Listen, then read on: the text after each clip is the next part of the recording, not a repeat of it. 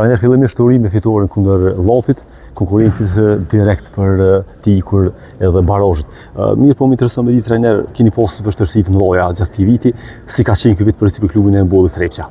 Po së pari falenderoj për Juve, që jeni non-stop të na përcjell, kështu që jena mirënjohës për Juve, se si dihet Trepça ka pas këtë sezon e parë për 14 xhirave 0 pikë.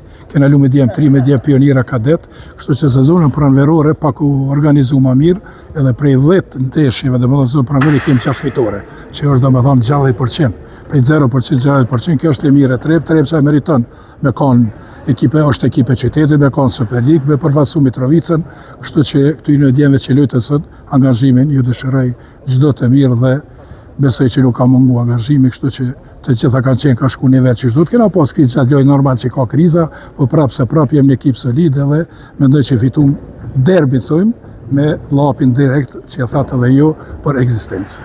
Në Super League. Trajner dihet që Trepça ka një traditë të madhe me handball. Realisht ju keni kontribuar shumë. Çka në vitin e ardhshëm?